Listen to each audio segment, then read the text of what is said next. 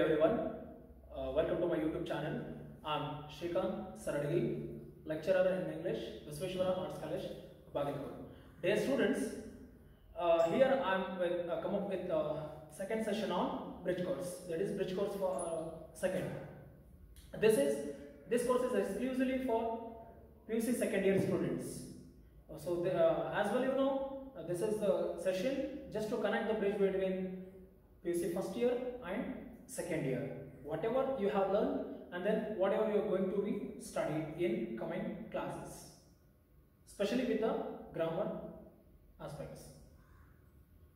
So let's take a look at the things. So as usual, as it is, we are introducing new words just to enrich your vocabulary. So here I just brought a word that is word for the day. Under this activity, I am introducing one more word, that is suspicious. Suspicious is a word which means doubtful. ಅನುಮಾನಾಸ್ಪದವಾಗಿ ಯಾವುದಾದರೂ ಇತ್ತು ಅಂದ್ರೆ that is what we say called doubtful ಅಥವಾ suspicious. So it is having or showing a cautious distrust of someone or something. So suppose ಅನುಮಾನಾಸ್ಪದ ವ್ಯಕ್ತಿ ಯಾರಾದರೂ ಇದ್ರು ಅಂದ್ರೆ we call them suspect. He is the suspected. So ಈ ತರನ ಶಬ್ದ ನೀವು ಯೂಸ್ ಮಾಡ್ಕೊಳ್ರಿ. Then take down the word suspicious and construct a sentence using the word just construct one sentence. ವಾಕ್ಯಗಳನ್ನು ಈ ಒಂದು ಶಬ್ದವನ್ನು ಬಳಸಿಕೊಂಡು ನಿಮ್ಮದೇ ಆದ ಒಂದು ವಾಕ್ಯವನ್ನು ರಚಿಸಿ. And again, one more fact, let me tell, here is a fun fact of English language. So there is this is quite common. How many alphabets are there in English? There is only one alphabet. Alphabet is nothing but it is a set of letters or symbols. So 26 ಅಕ್ಷರಗಳಿವೆ. Rather, there are 26 letters, not alphabet. So together 26 letters are together called one alphabet. So there is only one alphabet in English language and with 26 letters or symbols. So that's all for this activity. So again, next. So these are the things from your PUC first year.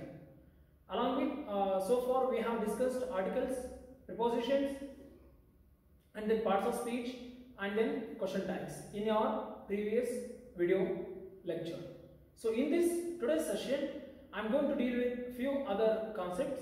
One is dialogue writing. So as well, dialogue is nothing but it is a conversation between the two individuals. ಇಬ್ಬರು ವ್ಯಕ್ತಿಗಳು ಮಾತಾಡೋದಂತ ನಾವು ಏನಂತ ಕರಿತೀವಿ ಅಂದ್ರೆ conversation ಅಥವಾ dialogue ಅಂತ ಕರಿತೀವಿ. ಇಬ್ಬರ ಮಧ್ಯದಲ್ಲಿನ ಒಂದು ಸಂಭಾಷಣೆ. So what are the common things in dialogue writing? So ಇಂದಿನ ಕ್ಲಾಸ್ ಅಲ್ಲಿ ಏನ್ ಮಾಡಿದ್ರಿ, ಇಬ್ರು ವ್ಯಕ್ತಿಗಳನ್ನ ಹೆಸರು ಕೊಟ್ಟಿರ್ತಾ ಇದ್ರು. ಸೊ ಅಗೇನ್ ಅಲ್ಲಿ ಬ್ಲಾಂಕ್ ಇರ್ತಾ ಇದ್ರು, they give a blank and then blank instant and using instructions over there. Bracket ಅಲ್ಲಿ ಕೊಟ್ಟಿರುವಂತ ಇನ್ಸ್ಟ್ರಕ್ಷನ್ಸ್ ಅನ್ನು ಯೂಸ್ ಮಾಡಿಕೊಂಡು ನೀವೇನ್ ಮಾಡ್ತೀರಿ, you have completed the dialogue. For example, so dialogues are nothing but common dialogues yavu andre especially these things help you in competitive examinations, especially dialogue writing yav tara andre common context yavu andre at the railway station, at the bus stop, at the hotel, and then at the stationery shop, at the airport, telephonic conversation. You should emphasis on telephonic conversation, and then between two friends, informal dialogue between two friends, and then at the classroom between teacher and students. So these are the common context. ಇವೆಲ್ಲ ಏನು ಅಂತ ಬಂದ್ರೆ dialogue ಅನ್ನ ಸಂಭಾಷಣೆಯನ್ನು ಅವರು ಈ ತರದ forms ಗಳಲ್ಲಿ ಕೊಟ್ಟಿದ್ದಾರೆ. You have to complete the dialogue. So you did it in first year, but again in second year, ದ್ವಿತೀಯ ವರ್ಷದಲ್ಲೂ ಕೂಡ ನಿಮಗೆ ಒಂದು ಡೈಲಾಗ್ ರೈಟಿಂಗ್ ಇರುತ್ತೆ. And then you have, but ಅಲ್ಲಿ ಏನಾಗುತ್ತೆ ಅಂದ್ರೆ ದಿಟ್ ಇಸ್ ಕಂಪ್ಲೀಟ್ಲಿ ಡಿಫ್ರೆಂಟ್. ಇಲ್ಲಿ ಏನಾಗುತ್ತೆ ಅಂದ್ರೆ ನೀವನ್ನ ಕೊಟ್ಟಿರುವಂತ ಡೈಲಾಗ್ ಅನ್ನ ನೀವೇನ್ ಮಾಡ್ಬೇಕಾಗುತ್ತೆ, ಕನ್ವರ್ಟ್ ಅಥವಾ ರಿಪೋರ್ಟ್ ಮಾಡಬೇಕಾಗುತ್ತೆ. ಇಬ್ಬರು ಮಾತಾಡಿದಂತದನ್ನ ರಿಪೋರ್ಟ್ ಮಾಡೋದಿರುತ್ತೆ. So that is different. Will see in the coming classes. So dialogue ಬರೀತಿರ್ಬೇಕಾದ್ರೆ the things you have to remind while you construct a dialogue. You have to keep things in mind. That is one, always start your dialogue by greeting. ಫಸ್ಟಿಗೆ ಏನಿರಬೇಕು ಅಂದ್ರೆ greet ಮಾಡೋದಿರಬೇಕು. Hi hello ಆಗಿರ್ಬೋದು, good morning, whatever, good evening, whatever it is. Greet ಮಾಡೋದ್ರ ಮುಖಾಂತರ ಏನಿರಬೇಕು, dialogue ನ construct ಮಾಡ್ತಾ ಹೋಗಬೇಕು. And then one by one ಏನಾಗ್ತಾ ಇರಬೇಕು ಅಂದ್ರೆ ಇನ್ಸ್ಟ್ರಕ್ಷನ್ಸ್ ನೋಡಬೇಕು. ಅಲ್ಲಿ ರಿಕ್ವೆಸ್ಟ್ ಇರುತ್ತೋ ಅಥವಾ ಏನಾದರೂ ಕ್ವೆರಿ ಮಾಡ್ತಾ ಇದ್ದಾರಾ, ಕೇಳ್ತಾ ಇದ್ದಾರಾ ಅನ್ನೋದನ್ನ based on that you have to frame a sentences. But at the end of the dialogue there must be a leave taking. ಕೊನೆಯಲ್ಲಿ ಏನಿರಬೇಕಂದ್ರೆ ಥ್ಯಾಂಕ್ ಯು ಅಥವಾ ಗ್ರಾಟಿಟ್ಯೂಡ್ ಅವರ ಎಕ್ಸ್ಪ್ರೆಷನ್ ಆಫ್ ಗ್ರಾಟಿಟ್ಯೂಡ್ ಇರಬೇಕು, or else there must be a leave taking, okay bye whatever you say, so that must be there. And then bracket ಅಲ್ಲಿ instructions ಇರುತ್ತವೆ. Request ಇತ್ತು ಅಂದ್ರೆ you have to request, apology ಇತ್ತು ಅಂದ್ರೆ you have to ask for apologies, say sorry. These things come in dialogue writing. So this is all about. So as I said, these are the common conversation. Railway station ಅಲ್ಲಿ ಹೋದ್ರೆ ticket enquiry ಕೇಳ್ತೀರಾ, dialogue ಅಲ್ಲಿ between you and the at the controller.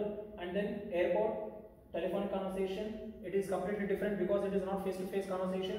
And then between two friends, ಯಾರಾದರೂ friends ಭಾಳ ದಿನಗಳ ಭೇಟಿ ಆಗಿದ್ರು ಅಂದರೆ you just hi, you say hi, and then remember there is a difference. ಸ್ವಲ್ಪ ಹಾಯ್ ಹಲೋ ಹೇಳಬೇಕಾದ್ರೆ ದೇರ್ ಆರ್ ಡಿಫ್ರೆನ್ಸ್.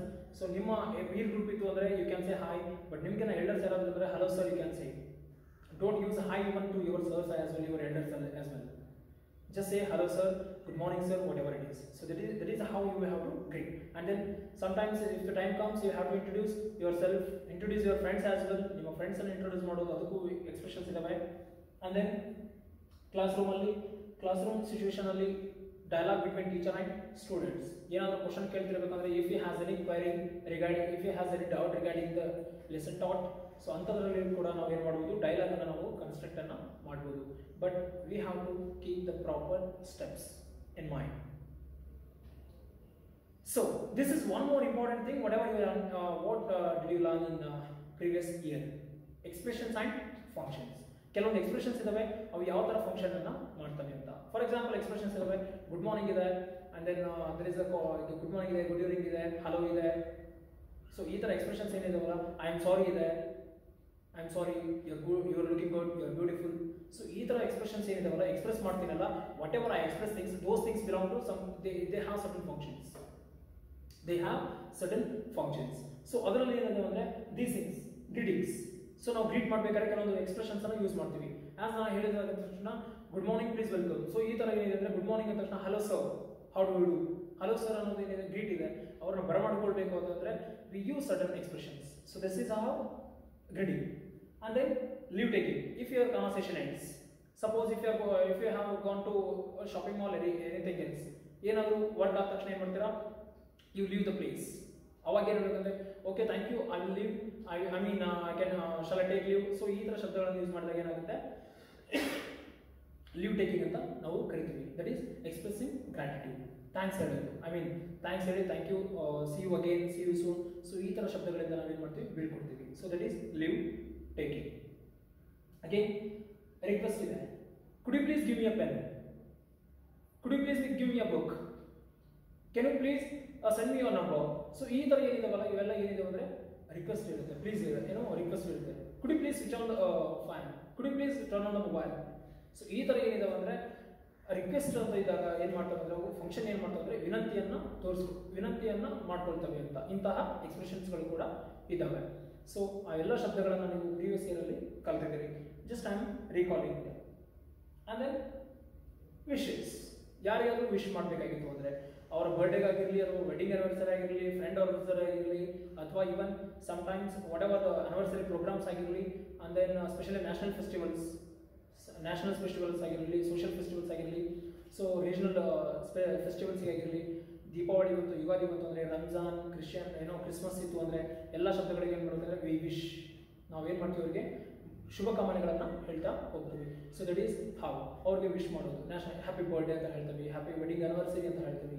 ಸೊ ಈ ಥರ ಶಬ್ದಗಳು ಏನು ಅಂತೀವಿಲ್ಲ, they belong to the group of wishes. This is expression. I mean the function is that ಇವೆಲ್ಲ expression. So function ಏನು ಅಂದರೆ ದೇ ಕನ್ವೆ ವಿಶಸ್. ಅವು ಏನು ತಿಳಿಸ್ತವೆ ಅಂದರೆ ವಿಶಸ್ ಅನ್ನು ತಿಳಿಸ್ತವೆ. Again introducing others, introducing one self and then introducing others is different. ನಮ್ಮನ್ನು ನಾವು ಇನ್ನೊಬ್ಬರಿಗೆ ಪರಿಚಯ ಮಾಡಿಸ್ಕೊಳ್ಳೋದು is different. For example, I can say yes hello sir, I am Shrikant Sargi. I can say this is introducing myself. ನನ್ನನ್ನು ನಾನು introduce ಮಾಡಿಸ್ಕೊಳ್ಳೋದು, introducing myself, and then introducing others. Meet my friend Ram, meet my friend. So ಈ ಥರ ಏನಿದೆಯಲ್ಲ this is, so ಈ ಥರ ಏನು ಮಾಡ್ತೀವಿ, ಇನ್ನೊಬ್ಬರನ್ನ ಇಂಟ್ರೊಡ್ಯೂಸ್ ಮಾಡೋದಿದೆ, this is introducing others. Again compliments. Compliments ಅಂದ್ರೆ ಏನು ಅಂದ್ರೆ, so for example if I say if the guy if are any lady come up with very beautiful, ಏನೋ ಚೆನ್ನಾಗಿ ಕಾಣಿಸ್ತಾ ಇದ್ರು ಅಂದ್ರೆ ಐ ಕ್ಯಾನ್ ಸೇ, ಇಫ್ ನಿಮ್ಮ ಫ್ರೆಂಡ್ ಚೆನ್ನಾಗಿ ಕಾಣ್ತಾ ಇದ್ದ, ನಿಮ್ಮ ಫ್ರೆಂಡ್ ಚೆನ್ನಾಗಿ ಕಾಣಿಸ್ತಾ ಇದ್ರು ಅಂದ್ರೆ you say what is that, oh you are looking good today, you are looking beautiful today, hey ಗಾಯ್, hey dude, you are looking awesome today, you are looking handsome today, ಇವ್ರು ಚೆನ್ನಾಗಿ ಕಾಣ್ತಾ ಇದೆಯಾ. ಸೊ ಈ ಥರ ಏನಾದರೂ compliment, your dress looks good, ನಿನ್ನ dress ಚೆನ್ನಾಗಿದೆ. So ಈ ಥರ ಏನಾದರೂ ಕಾಂಪ್ಲಿಮೆಂಟ್ಸ್ ಕೊಟ್ಟರು ಅಂದರೆ that belongs to the category of compliments. So express ಮಾಡಬೇಕು. ಇನ್ಸ್ಟೆಡ್ ಸಿ ರಿಮೆಂಬರ್, ಯಾರಾದರೂ ನಿಮಗೆ ಕಾಂಪ್ಲಿಮೆಂಟ್ ಮಾಡಿದಾಗ instead you have to say thanks with smile on your face, you have to say thanks. ಯಾಕಂದರೆ ಕಾಂಪ್ಲಿಮೆಂಟ್ ಮಾಡಿದ ತಕ್ಷಣ ಏನು ಮಾಡೋದಂದ್ರೆ your response must be gratitudes a thanks.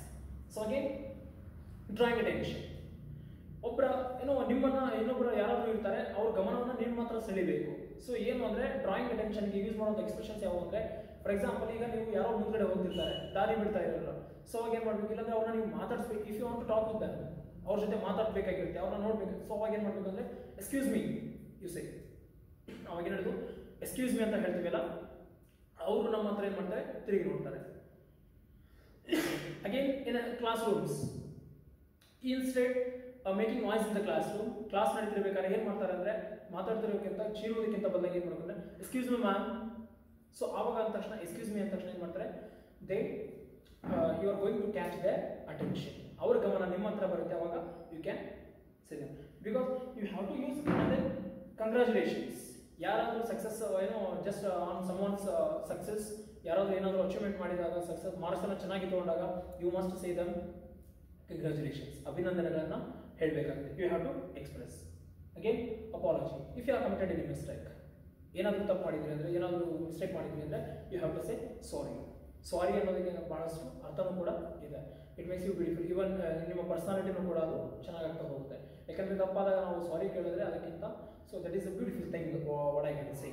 So again, so these are the very see in your day to day expression, I mean in your day-to-day communication you must follow these things. ನಿಮ್ಮ ದಿನನಿತ್ಯ English ಭಾಷೆ ಮಾತಾಡ್ತಿರ್ಬೇಕಾದ್ರೆ ಎಲ್ಲ expressions ಅನ್ನ in some context wise, ಸಂದರ್ಭಾನುಸಾರ proper ಆಗಿ use ಮಾಡಿದ್ರೆ it makes your communications very ಏನೋ the ನಿಮ್ಮ ಪರ್ಸನಾಲಿಟಿ ಅಂದರೆ ನಿಮಗೆ these are the polite things, polite words. Polite ಆಗಿರೋದ್ರಿಂದ ನಿಮಗೆ ಇವು ಕಮ್ಯುನಿಕೇಶನ್ ಅನ್ನ ಎನ್ರಿಚ್ಮೆಂಟ್ ಮಾಡ್ತವೆ. So you have to use. Again, you have studied letter writing. So this is the main significant part of our career as well. Nowadays, suppose if you joined any firm or company, or else any, again in the college days, if you need any letter for leave from the college, or if you want to any TC. So these R request. ಏನಾದರೂ ನಿಮಗೆ T C ಬೇಕಾಗಿತ್ತು, ಏನಾದರೂ long leave ಹೋಗ್ತಾ ಇದ್ರಿ ಅಂದರೆ, ಯಾವುದಾದ್ರೂ apology letter ಕೊಡಬೇಕಾಗಿತ್ತು ಅಂದರೆ, ಆ್ಯಂಡ್ ದೆನ್ ಇನ್ ಕಂಪ್ನಿಯಲ್ಲಿ ಕೆಲಸ ಮಾಡ್ತಿರ್ಬೇಕಾದ್ರೆ ಕಂಪ್ನಿಯಲ್ಲಿ ಏನು ಹೇಳ್ತಾರೆ ಅಂದರೆ, ಫಾರ್ ಬಾಸ್ ಏನು ಹೇಳ್ತಾರೆ ಅಂದರೆ, ಯಾವ ಒಂದು ಪ್ರಪೋಸಲ್ ರೆಡಿ ಮಾಡಿರಿ ಅಂತ ಹೇಳ್ತಾರೆ, ಅಥವಾ ಬಾಸ್ಗೆ ರೆಡಿ ಲೆಟರ್ ಬರೀಬೇಕಾಗುತ್ತೆ, ಯಾವುದಕ್ಕಾದ್ರೂ ಅಪಾಲಜಿ ಲೆಟರ್ ಆಗಿರ್ಬೋದು, ರಿಕ್ವೆಸ್ಟ್ ಲೆಟರ್ ಆಗಿರ್ಬೋದು, whatever things. And then even some sudden official letters ಬರೀಬೇಕಾಗಿರುತ್ತೆ. ಸೊ ಅವಾಗ ಏನು ಅಂದರೆ, ನಾವು ಲೆಟರನ್ನು ಪ್ರಾಪರ್ ಮ್ಯಾನರಲ್ಲಿ we have to keep certain things in mind. ಕೆಲವೊಂದು ಸ್ಟೆಪ್ಸ್ ಇರ್ತವೆ ಲೆಟರ್ ಬರೀಬೇಕಾದ್ರೆ. Because see there are two kinds. One is formal letter, official letter or business letter, and then one more informal letter. Informal letter ಅಂದ್ರೆ ಇದು ವೈಯಕ್ತಿಕ letter ಆಗಿರ್ಬೋದು ಅಥವಾ personal letter ಆಗಿರ್ಬೋದು, to your friend, to your family members, whoever it may be. But official letter, that is formal letter. Official ಅಂದ ತಕ್ಷಣ ಇದು proper channel ಅಲ್ಲಿ ಥ್ರೂ ಹೋಗ್ತಾ ಇರೋದು. ಅದರಲ್ಲಿ ಏನಿರಬೇಕಂದ್ರೆ we must stick with the subject. Subject ಅನ್ನು ಏನು ಹೇಳ್ತಾ ಇದ್ದೀವಿ ಅಂದರೆ ಅದ್ರ ಬಗ್ಗೆನೇ ನಾವು ಈಗ for example irregular supply of electricity ಇರುತ್ತೆ, ಮುನ್ಸಿಪಾಲಿಟಿ ಲೆಟರ್ ಬರಬೇಕಾದ್ರೆ ಇರ್ರೆಗ್ಯುಲರ್ ಸಪ್ಲೈ ಆಫ್ ವಾಟರ್ ಇರುತ್ತೆ, ಅದ್ರ ಬಗ್ಗೆನೇ ಬರೀತೀವಿ. But there we don't talk about the personal things with the municipality corporation head, CEOs and all. See, isn't it? So you must be strict with the subject and then whom you are writing the letter. ಯಾರಿಗೆ letter ಬರೀತಾ ಇದ್ದೀವಿ ಅನ್ನೋದು strict ಆಗಿರುತ್ತೆ. There is a step you learn in a previous class. ಪ್ರಿನ್ಸಿಪಲ್ಗೆ ಬರಬೇಕಾದ್ರೆ from address ಇರುತ್ತೆ, to address ಇರುತ್ತೆ, date ಇರುತ್ತೆ, ಸಬ್ಜೆಕ್ಟ್ ಇರುತ್ತೆ, ರೆಸ್ಪೆಕ್ಟೆಡ್ ಸರ್ ಸ್ಯಾಲ್ಯುಟೇಷನ್ ಇರುತ್ತೆ, ಸಬ್ಜೆಕ್ಟ್ ಬಾಡಿ ಇರುತ್ತೆ, ಎಟ್ ಲಾಸ್ಟ್ ಥ್ಯಾಂಕ್ ಯು, ಜೊತೆಗೆ ಯುವರ್ಸ್ ಸಿನ್ಸಿಯರ್ಲಿ ಅಂತ ಲಾಸ್ಟಿಗೆ ಏನಿರುತ್ತೆ ಅಂದರೆ ನಿಮಗೆ ಯುವರ್ಸ್ ಸಿನ್ಸಿಯರ್ಲಿ ಅಥವಾ ಯುವರ್ಸ್ ಫೇತ್ಫುಲಿ ಅಂತ ಇರುತ್ತೆ. And one thing keep it in your mind, yours ಅಂತ ಬರಿಬೇಕಾಯ್ತು ಅಂದರೆ YOURS ಯುವರ್ಸ್ ಅಂತ ಬರಿಬೇಕಾಯ್ತು ಅಂದರೆ ಅಲ್ಲಿ ಅಪಾಸ್ಟ್ರೋಫ್ ಯೂಸ್ ಮಾಡೋ ಹಾಗಿಲ್ಲ. This is a common mistake people do. Yours ಅಂದ ತಕ್ಷಣ ಅಲ್ಲಿ ಅಪೋಸ್ಟ್ರೋಫ್ ಬರಲಿಕ್ಕೆ ಹೋಗಬಾರ್ದು. ಆಮೇಲೆ ಅದು ಆಫಿಷಿಯಲ್ ಲೆಟರ್ ಇತ್ತು ಅಂದರೆ ದೇರ್ ಆರ್ ಸ್ಟೆಪ್ಸ್. ಅದಕ್ಕೆ ಏನಿದೆ ಲೆಫ್ಟ್ ಅಲೈನ್ಮೆಂಟ್ ಅಲ್ಲೇ ಬರೀಬೇಕು ಅನ್ನೋದಿದೆ, ಬ್ಲಾಕ್ ಅಲ್ಲೇ ಬರೀಬೇಕು ಅಂತ ಇದೆ. So there are so many modern method ಕೂಡ ಇದೆ. ದೆನ್ ಇನ್ಫಾರ್ಮಲ್ ಲೆಟರ್, ಇಲ್ಲಿ ಯಾವುದೇ ತರಹದ ಸಬ್ಜೆಕ್ಟ್ಗೆ ಸ್ಟ್ರಿಕ್ಟ್ ಇರಬೇಕಂತೇನಿಲ್ಲ. This is informal because it is person. ಇದು ವೈಯಕ್ತಿಕ ಲೆಟರ್ ಆಗಿರೋದ್ರಿಂದ ನಿಮ್ಮ ಗೆಳತಿಗೋ ಅಥವಾ ನಿಮ್ಮ ತಂದೆ ತಾಯಿಗೋ ಅಣ್ಣ ತಮ್ಮಂದಿರಿಗೋ ಯಾರಿಗಾದರೂ ಬರೆಯುವಂಥ ಇದು ಸಹಪಾಠಿಗಳಿಗೆ ಬರೆಯುವಂತಹ ಲೆಟರ್ ಆಗಿರುತ್ತೆ. So in previous year first year ಅಲ್ಲಿ ಏನಾಗಿತ್ತು, ಇನ್ಫಾರ್ಮಲ್ ಲೆಟರ್ ಅಂದರೆ ನಿಮ್ಮ ಟೂರಿನ ಅನುಭವಗಳೊಂದಿಗೆ ಅಥವಾ ನಿಮ್ಮ ಟೂರಿಸ್ಟ್ ಎಕ್ಸ್ಪೀರಿಯನ್ಸ್, ಟೂರ್ ಮಾಡಿದಂಥ ಎಕ್ಸ್ಪೀರಿಯನ್ಸಸ್ಗಳನ್ನು ಶೇರ್ ಮಾಡ್ಕೊಳ್ರಿ ಅಂತ ಗೆಳತಿಗೆ ಪತ್ರ ಬರೀರಿ ಅಂತ ದೇರ್ ವಾಸ್ ಅ ಕ್ವಶನ್. ಆ ಥರ ಕ್ವಶನ್ ಇತ್ತು. But in second here the question will be different. ಈ ದೀಸ್ ಟು ಕೈಂಡ್ಸ್ ಅಲ್ಲಿ ಏನಾಗುತ್ತೆ ಅಂದರೆ ಇಲ್ಲಿ ಫಾರ್ಮಲ್ ಲೆಟರ್ ಬರುತ್ತೆ. ಸೆಕೆಂಡ್ ಇಯರ್ಗೆ ನಿಮಗೆ ಏನಿರುತ್ತೆ ಅಂದರೆ ಜಾಬ್ ಅಪ್ಲಿಕೇಶನ್ ಅಂತ ಬರುತ್ತೆ. 5 ಮಾರ್ಕ್ಸ್ಗೆ ಈ ಲೆಟರ್ಗಳ ಬದಲಿಗೆ ಜಾಬ್ ಅಪ್ಲಿಕೇಶನ್ ಅಂತ ಬರುತ್ತೆ. Job application is nothing but after completion of your PG and your higher studies, ನಿಮ್ಮ ಹೈಯರ್ ಸ್ಟಡೀಸ್ ಅಥವಾ PUC ಏನಾದರೂ ಕಂಪ್ಲೀಷನ್ ಆದ ತಕ್ಷಣ if you want to do job, ನೀವೇನಾದರೂ ಕೆಲಸಕ್ಕೆ ಸೇರ್ಕೋಬೇಕು ಅಂತ ಅನಿಸಿತು ಅಂದರೆ ಫಸ್ಟಿಗೆ ನೀವು ಅಪ್ಲಿಕೇಶನ್ ಹಾಕಬೇಕಾಗುತ್ತೆ. ಒಂದು ಕಂಪ್ನಿಗೆ ಅಥವಾ ಫೋಮ್ಗೆ ಏನಾಗಬೇಕಾಗುತ್ತೆ, ಅಪ್ಲಿಕೇಶನ್ ಹಾಕಬೇಕಾಗುತ್ತೆ. ಆ ಅಪ್ಲಿಕೇಶನ್ ಹೇಗಾಗಬೇಕು, ಅದಕ್ಕೆ ಸ್ಟೆಪ್ಸ್ ಏನು, ಅದ್ರ ಜೊತೆಗೆ ಏನೇನು ಅಟ್ಯಾಚ್ಮೆಂಟ್ಸ್ ಆಗಬೇಕು, ಸೊ ಅದರಲ್ಲಿ ಸಬ್ಜೆಕ್ಟ್ ಏನಿರುತ್ತೆ, ಕಂಟೆಂಟ್ ಹೆಂಗೆ, ಸೊ ಅನ್ನೋದ್ರ ಬಗ್ಗೆ ನಾವೇನು ಮಾಡ್ತೀವಿ ಸೆಕೆಂಡ್ ಇಯರಲ್ಲಿ ಕಲಿತಾ ಹೋಗ್ತೀವಿ. This is compulsory. ಯಾಕಂದರೆ ನಿಮ್ಗೆ ಇದು ನಾಳೆ ಯಾವುದಾದ್ರೂ ಜಾಬ್ಗೆ ಅಪ್ಲಿಕೇಶನ್ ಆಗಬೇಕು ಅಂತಂದರೆ you must learn it proper manner. ಅದಕ್ಕೊಂದು ವೇರಿಯಸ್ ಸ್ಟೆಪ್ಸ್ ಇದಾವೆ, will see in the coming lectures. So one more thing, ನಿಮಗೆ ಲಾಸ್ಟ್ ಇಯರಲ್ಲಿ ಏನಾಯಿತು ಅಂದರೆ ಒಂದು 2 ಮಾರ್ಕ್ಸ್ಗೆ ಕರೆಕ್ಷನ್ ಆಫ್ ಎರರ್ಸ್ ಅಂತ ಇತ್ತು. This is quite common. So people commit mistakes but you have to rectify.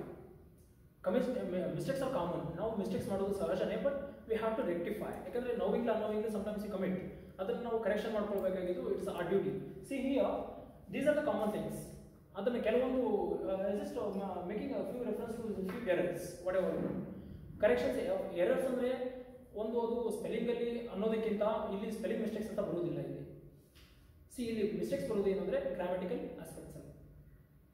Grammatical aspects ಏನಂದರೆ using of articles of prepositions. ನೀವು A ಹಚ್ಚೋ ಬದಲಿ ಆ್ಯನ್ ಹಚ್ಚಿದ್ರೆ ಆ್ಯನ್ ಹಚ್ಚೋ ಜಾಗಕ್ಕೆ ದೇ ಫಿಕ್ಸ್ ಮಾಡಿದ್ರೆ ಅಂದರೆ that is obviously error. So ಅಂತ 2 ಸೆಂಟೆನ್ಸ್ ಅನ್ನು ಕೊಟ್ಟಿರ್ತಾರೆ. ನಿಮಗೆ ಆರ್ಟಿಕಲ್ಸ್ನ ಹೇಗೆ ಯೂಸ್ ಮಾಡಬೇಕು ಅನ್ನೋದು if you have the idea of how to use articles at appropriate place, definitely you are going to correct the sentence. ಆರ್ಟಿಕಲ್ಸ್ನ ಹೆಂಗೆ ಯೂಸ್ ಮಾಡಬೇಕು ಅನ್ನೋದು ಗೊತ್ತಿತ್ತು ಅಂದರೆ you can find the error and you can rectify it. Again, prepositions. Suppose here, for example, the chocolates have been distributed between students, all the students. So ಎಲ್ಲ ವಿದ್ಯಾರ್ಥಿಗಳ ಮಧ್ಯೆ between ಅಂತ ಯೂಸ್ ಮಾಡಿದೆ, but it is error. ಯಾಕಂದ್ರೆ ಎಲ್ಲ students ಇದ್ದಾಗ ಏನಾಗುತ್ತೆ among. So more than 2 ಇದ್ರಪ್ಪ ಅಂದ್ರೆ you have to say among the students, among the children. If there are only 2 people, 2 individuals, you can say between. So instead ಅವ್ರು ಏನು ಮಾಡಿರ್ತಾರೆ ಅಂದರೆ between ಮಧ್ಯೆ ಅಮಾಂಗ್ ಅಂತ ಕೊಟ್ಟಿರ್ತಾರೆ. ಈ ಥರ ಏನೋ ಕರೆಕ್ಷನ್ಸ್ ಆಫ್ ಎರರ್ಸು ಇರ್ತವೆ. ನೀವು ಯಾವುದು ಅಪ್ರೋಪ್ರಿಯೇಟ್ ಅನಿಸುತ್ತೆ ಅದನ್ನು ಐಡೆಂಟಿಫೈ ಮಾಡಿ ನೀವು ಆ್ಯಡ್ ಮಾಡಬೇಕು. So that is your duty. And again common errors ಆಗಿರ್ಬೋದು. ಅದರಲ್ಲಿ ಯಾವುದು ಅಂದರೆ subject verb agreement. Subject verb agreement ಅಂದರೆ ವಾಕ್ಯದಲ್ಲಿ I told you every sentence is made up of subject and a verb. ಒಂದು ವಾಕ್ಯದಲ್ಲಿ ಒಬ್ಬ ಸಬ್ಜೆಕ್ಟ್ ಇರುತ್ತೆ, ಒಂದು ವರ್ಬ್ ಇದ್ದೇ ಇರಬೇಕು. ಇರಲಿಲ್ಲ ಅಂದರೆ ಸೆಂಟೆನ್ಸ್ ಅದು ಇನ್ಕಂಪ್ಲೀಟ್ ಇದೆ ಅಂತ. ಸಮ್ಟೈಮ್ಸ್ ಇರಲಿಲ್ಲ ಅಂದರೆ ಅದು ಇಂಪ್ಲೈಡ್ ಆಗಿರುತ್ತೆ ಅಂತ. ಸೊ ಅದರಲ್ಲಿ ಏನು ಅಂದರೆ ಈಗ ಒಂದು ಸಬ್ಜೆಕ್ಟ್ ಇದೆ. ಈಗ ಹೇಳಿದಾಗನೇ ಹಿ ರೀಡ್ಸ್ ನಾವೆಲ್, ಅವನು ಕಾದಂಬರಿಯನ್ನು ಓದುತ್ತಾನೆ. ಹಿ ರೀಡ್ಸ್ ನಾವೆಲ್, ಅವನು ಕಾದಂಬರಿಯನ್ನು ಹಿ ಅನ್ನೋದೇನಿದೆ ಸಬ್ಜೆಕ್ಟ್ ಇದೆ. ವರ್ಬ್ ಅನ್ನೋದೇನಿದೆ ರೀಡ್ಸ್ ಇದೆ. ಈಗ suppose if I say she read a novel, ಅವಳು ಕಾದಂಬರಿಯನ್ನು ಓದ್ತಾಳೆ. She read a novel. What is the error here? Error ಏನು ಅಂದರೆ ನಿಮಗೆ ಆ ಸಬ್ಜೆಕ್ಟ್ ಒಂದಿಗೆ ವರ್ಬ್ ಅಗ್ರಿ ಆಗ್ತಿದೆನಾ? ಸಬ್ಜೆಕ್ಟ್ ಅನ್ನೋದು ಹಿ ಅಥವಾ ಶಿ ಇದೆ. ಐ ಮೀನ್ ಶಿ ರೀಡ್ ನಾವೆಲ್, ಅವಳು ಕಾದಂಬರಿಯನ್ನು ಓದ್ತಾಳೆ ಅನ್ನೋದಕ್ಕೆ ಏನಿದೆ ಶಿ ರೀಡ್ ಅನ್ನೋದು ಇದೆಯಲ್ಲ, ಶಿ ಅನ್ನೋದು ಸಬ್ಜೆಕ್ಟ್ ಇದೆ, ವರ್ಬ್ ಅನ್ನೋದು ರೀಡ್ ಇದೆ. ಎರಡಕ್ಕೂ ಅಗ್ರಿ ಆಗುತ್ತಾ? ಇಲ್ಲಿ ಆಗ್ತಾ ಇಲ್ಲ. ಯಾಕಂದರೆ it doesn't agree with the subject. Why? Because verb ಅಲ್ಲಿ ಏನಾಗಿದೆ ಅಂದರೆ ರೀಡ್ ಅಂತ ಇದೆ. ರೀಡ್ ಯಾವಾಗ ಯೂಸ್ ಮಾಡಬೇಕು ಅಂದರೆ ಈಗ ಶಿ ಅನ್ನೋದು ಥರ್ಡ್ ಪರ್ಸನ್ ಇದೆ, ಥರ್ಡ್ ಪರ್ಸನ್ ಸಿಂಗುಲರ್. ಪರ್ಸನ್ಸ್ ಇದಾವೆ ಏನು ಅಂದರೆ ಹಿ ಶಿ ಇಟ್ ಬಂದಾಗ ಅದು ಸಿಂಗುಲರ್ ಇದ್ದಾಗ ಮಾತ್ರ ಏನು ಮಾಡಬೇಕು ಅಂದರೆ ಥರ್ಡ್ ಪರ್ಸನ್ ಸಿಂಗುಲರ್ ಇದ್ದಾಗ ಏನು ಮಾಡಬೇಕು ಅಂದರೆ ನಾವು ವರ್ಬ್ಗೆ ಎಸ್ ಅಂತ ಹಚ್ಚಬೇಕು. ಸೊ ಅದು ಹಿ ರೀಡ್ಸ್ ಅಂತ ಆಗಬೇಕು. ಸಪೋಸ್ ಅಲ್ಲಿ ಪ್ಲೂರಲ್ ಇತ್ತು, ದೇ ಪೀಪಲ್ ಅಂತ ಇತ್ತು, ಪ್ಲೂರಲ್ ಶಬ್ದಗಳು ಇತ್ತು ಅಂದರೆ ದೇ ರೀಡ್ ನಾವೆಲ್, ಅವರು ನಾವೆಲ್ ಅನ್ನು ಓದುತ್ತಾರೆ. ದೇ ರೀಡ್ ಮಾತ್ರ ಆಗುತ್ತೆ. ದೇ ರೀಡ್ಸ್ ಅಂದರೆ again it is error. So So this is how you have to use appropriate this error. Again, these are the common mistakes of people commit. These are the common mistakes. Just I would like to tell. One is Rocky is one of my best friend. Rocky ಅನ್ನೋಂಥವನು one of my best friend. So you see here, what is the error here? One of ಅಂತ ಬಂದಾಗ ಮುಂದೆ ಇರೋದು following ಏನಿರಬೇಕು, it must be plural, friends ಆಗಿರಬೇಕು. Rocky ಅನ್ನೋಂಥವನು ನನ್ನ best ಫ್ರೆಂಡ್ಗಳಲ್ಲಿ ಒಬ್ಬನು. ರಾಕಿ ಅನ್ನೋಂಥವನು he is one of my best friends. ನನ್ನಂತ ಬೆಸ್ಟ್ ಗೆಳೆಯರಲ್ಲಿ ಚೆನ್ನಾಗಿ ಒಳ್ಳೆ ಗೆಳೆಯರಲ್ಲಿ ಒಬ್ಬನು ಅಂತ. ಸೊ ಅದಕ್ಕೆ ಏನಾಗಬೇಕು, ಇಲ್ಲಿ ಪ್ಲೂರಲ್ ಆಗಬೇಕು, ಫ್ರೆಂಡ್ಸ್ ಅಂತ. So again Shyam is junior then Lakshmi.